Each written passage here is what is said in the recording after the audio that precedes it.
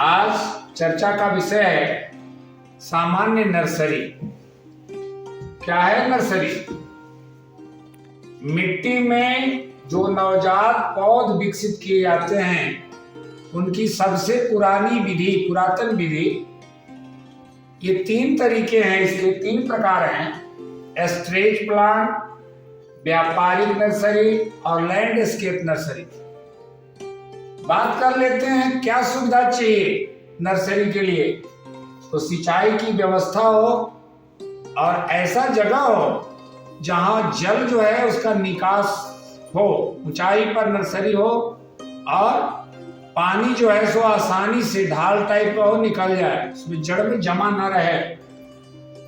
अगर हम बात करें 1 एकड़ खेती के लिए, अगर हमको सब्जी उगाना है और नर्सरी करना है तो 33 फीट लंबा, 2 फीट चौड़ा और 2 फीट ऊंचा हम बेड बनाते हैं। 10 क्यारी अगर इस तरह का बना लें तो 1 एकड़ में खेती के लिए पौध तैयार हो जाए। 33 फीट लंबा और 2 फीट चौड़ा मतलब क्षेत्रफल हो जाएगा 33 दूनी 66 स्क्वायर फीट। और इस तरह का अगर हम 10 क्यारी बना लेते हैं तो 66 गुने 10, इसका मतलब हुआ 660 वर्ग फीट।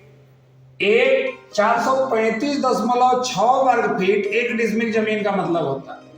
तो लगभग 1.5 डिसमिल अगर हमारे पास जमीन रहे तो 1 एकड़ खेत के लिए हम पौध तैयार कर सकते हैं। अब जो सामग्री चाहिए नर्सरी के लिए, नर्सरी बेड बनाने के लिए, अगर हम 100 वर्ग फुट केवल नर्सरी की बात करें तो उसमें गोबर खाद चाहिए 4 टोकरी, 1 टोकरी का 25 केजी, कंपोस्ट खाद चाहिए 4 टोकरी, बकरी खाद चाहिए 4 टोकरी, धान का भूसा 4 टोकरी, दोमट मिट्टी 4 टोकरी, बालू चाहिए नदी का 4 टोकरी और 8 नंबर में राख है वो चाहिए 3 टोकरी। कुल मिलाकर 31 टोकरी चाहिए। अब इसमें से धान के भूसा को अगर माइनस कर दें, छोड़ दें, बाकी जो 7 आइटम है उसको सबसे पहले महीन करें। अगर ढेला वगैरह टाइप का है तो उसको भुरभुरा बनाएं और इसके बाद जो प्लास्टर करने के लिए मिस्त्री बनाता है मिश्रण, और पहले बालू को क्या करता है, छलनी में छानता है। तो ये पूरा जो आइटम है उसको सबसे पहले हम लोग को छान लेना है और अशुद्धि को हटा लेना है और इसके बाद मिश्रण तैयार कर लेना है। और मिश्रण तैयार कर लिया तो दूसरे नंबर में स्टरलाइज करना है। इसको स्टरलाइज करने का मतलब है इसको 1-2 दिन धूप में अगर रखे हैं तो ऊपर से प्लास्टिक शीट डाल करके उसको भाप देना है ताकि जो भी उसके अंदर बैक्टीरिया, वायरस, फंगस है तो वो न्यूट्रल हो जाए। इसके बाद ये हमारा गहराई है 2 फीट गहरा जो हमने लिया है बेड, उसमें सबसे पहले 6 इंच पत्थर या झावा ईंट भरना। इसके बाद नदी साफ बालू डालना है, 1 फीट तक का साफ बालू डालना है।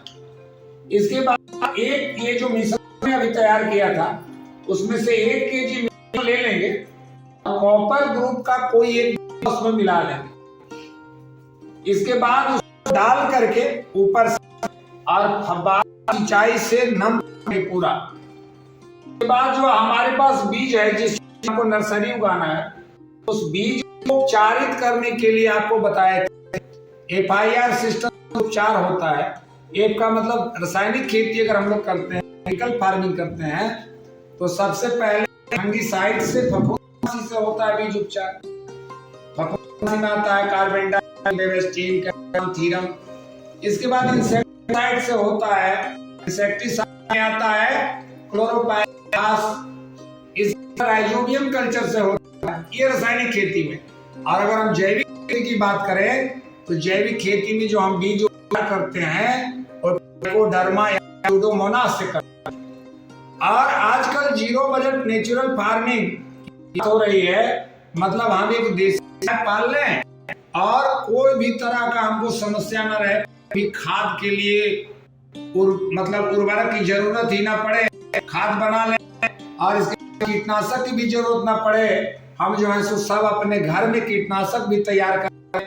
तो ये यूरिया से, डीएपी से, एसओपी से, बहुत तरह के पेस्टिसाइड ये से बचने के लिए जीरो नेचुरल फार्मिंग आपको अपनाना है, अडॉप्ट करना है। तो उसमें अमृत जल से, अमृत से हम बीज उपचार कर लेते हैं या पौध उपचार कर लेते हैं, उसको वो करके रखते हैं। नर्सरी की जहां तक बात आती है तो इसमें जो सबसे समस्या है वो डैम्पिंग ऑफ की समस्या आती है, गलत समस्या आती है। तो ये होता है कि जड़ में जो है पानी जाता है, ज्यादा जम जाता है, जल निकास की व्यवस्था नहीं होती है, तो नर्सरी हमारा बर्बाद हो जाता है। अगर हम रोपाई की बात करें तो नर्सरी लगभग 21 दिन जाए तो 21वें दिन आपको नर्सरी को रोपना शुरू करना है। मतलब अगर आप खेती पहले से करके हैं तो 21वां दिन अगर रोप, बहुत बेहतर।